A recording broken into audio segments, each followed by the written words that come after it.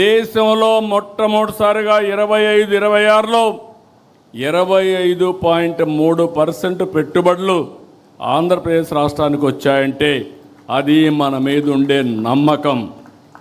దీంతో వీళ్ళకి ఫ్రస్ట్రేషన్ మొదలైంది. ఎక్కడికక్కడ నిధులు రాకుండా తప్పుడు ఫిర్యాదులు చేయడం, కోర్టులో పిటిషన్లు వేయడం, ఈ కుట్రలకు కుతంత్రాలకు కాలం చెల్లింది. సమర్థవంతంగా ఎదుర్కొనే శక్తి ఎన్డీఏ గవర్నమెంట్కి ఇక్కడ ఉంది. ఇంకొక పక్కన మీరు చూస్తే ఆ పార్టీకి ఒక ఓసీడీ పట్టుకునింది. నేను మామూలుగా చెప్పడం లేదు ఈ మాట.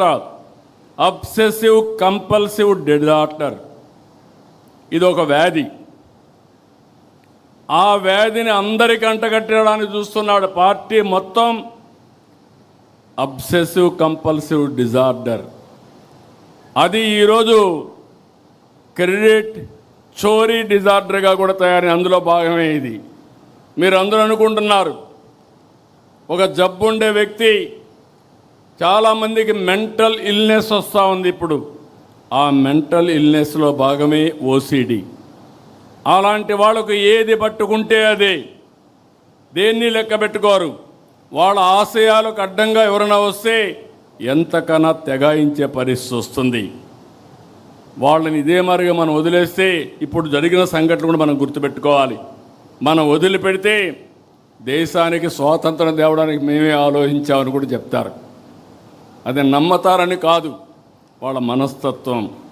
ఇంకో పక్క మీరు గుర్తుపెట్టుకోవాలి, సింధూరుకు కూడా డ్రోన్ ఆలోచన నేనే ఇచ్చానని చెప్పే పరిస్థితికి వస్తారు. ఫేక్ ప్రచారంతో ఒక పటిష్టమైనటువంటి యంత్రాంగాన్ని ఎస్టాబ్లిష్ చేశారు. వీళ్ళు మాట్లాడతారు, వాళ్ళ పేపర్లో పబ్లిసైజ్ చేస్తారు, సోషల్ మీడియాలో విస్తృతంగా ఈ ఫేక్ ప్రచారాన్ని చేసి కడాన మనకు కూడా అనుమానం వస్తుంది, ఏంట్రా ఏమైనా జరిగిపోయిందా అని. ఆ పరిస్థితి తెస్తారు. మీరు చూడండి, పదే పదే ఎందుకు చెప్తున్నానంటే, నేనే ముఖ్యమంత్రి, బాబాయ్ హత్య, వివేకానంద రెడ్డి, నిద్రలేశాను, న్యూస్ వచ్చింది సాక్షిలో, వివేకానంద రెడ్డి గారు చనిపోయారు. ఇమ్మీడియట్గా నేను బాధపడ్డా, ఒక మంచి వ్యక్తి చనిపోయాడు అనే బాధ కలిగింది. నా పక్కన ఐజీ ఇంటెలిజెన్స్ ఉన్నాడు, డీజీపీ ఉన్నాడు, సీఎంఓ ఉంది, ఎమ్మెల్యేలు ఉన్నారు, ఎంపీలు ఉన్నారు, మంత్రులు ఉన్నారు, హోమ్ మినిస్టర్ ఉన్నారు. ఎవరు కూడా నాకు బ్రీఫ్ చేయలేకపోయారు, బిజీగా ఉన్నాం. ఆయన కూతురు ఆ రోజు అడిగింది, ఇది కేస్ స్టడీ మాత్రం మీకు అందరికీ, కూతురు అడిగింది, నాకు అనుమానం ఉంది, ముందు పోస్ట్ మార్టం చేయాలంటే అప్పుడు పోస్ట్ మార్టానికి పంపించాం. పోలీసులను పెట్టుకొని సాక్ష్యాలు తారుమారు చేశారంటే, సాక్ష్యాలు లేకుండా చేశారంటే ఎలాంటి వాళ్ళో మీరు గుర్తుపెట్టుకోవాలి. పోస్ట్ మార్టంకి వెళ్తే షాకింగ్ నిజాలు, గొడ్డలతో తలంతా ఇచ్చేస్తే మొత్తం రక్తం వచ్చి కుట్లేసి అంత్యక్రియలు పంపించే పరిస్థితికి వచ్చారు. రూమ్ అంతా లాగారు, బెడ్రూమ్ అంతా కూడా బెడ్ మార్చలేకపోయారు, కానీ బెడ్ అంతా రక్తం, గోళ్ళంతా రక్తం కడిగారు, కానీ ఆ మరకలు చెదపలేకపోయారు.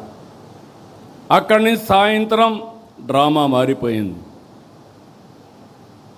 ఆ డ్రామాను మీరు చూసే సాయంత్రానికి నా తండ్రి చనిపోయాడు, ఆ రోజు చంపేశారు, ఇప్పుడు ఒకే దిక్కు పెద్ద దిక్కు మా చిన్నాన్న, ఆయన్ని కూడా చంపేశారు, పెద్ద దిక్కు కోల్పోయాను. వాళ్ళ చెల్లెలు నమ్మింది. మీరు గుర్తుపెట్టుకోవాలి, it is not that easy. ఇలాంటి ఓసీడీ జబ్బుండే వాళ్ళు ఏం చేస్తారనే దానికి ఇది ఒక ఉదాహరణ మాత్రం. నమ్మితే తెల్లవారు నిద్రలేస్తే ఆ రోజు మాట్లాడలేదు, తెల్లవారు నిద్రలేస్తే సాక్షి పేపర్ చూస్తే నా చేతిలో కత్తి పెట్టి నారాసుర రక్త చరిత్రని నా మీద పెట్టేసే పరిస్థితికి వచ్చారు. అదే రోజు మీరు గుర్తుపెట్టుకోవాలి, ఇవన్నీ బయట వస్తాయని కోర్టుకు పోయి, హైకోర్టుకు పోయి స్టే ఆర్డర్ తీసుకొచ్చారు, ఎవ్వరూ మాట్లాడకూడదని గ్యాగ్ ఆర్డర్స్ తీసుకొచ్చారు. అక్కడి నుంచి సానుభూతి పొంది ఎన్నికల్లో గెలిచారు.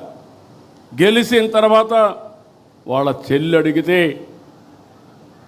మరిచిపోమన్నారు. అక్కడి నుంచి ఆ అమ్మాయి రోడ్డు మీద పడి ఇప్పటికి కూడా పోరాడుతూ ఉంది. ఏం చేశారో మీరు అందరూ చూస్తున్నారు. ఇంకా కూడా న్యాయం జరిగే పరిస్థితి కనపడలేదు. ప్రజాస్వామ్య వ్యవస్థలో కొన్ని సమస్యలు ఉంటాయి.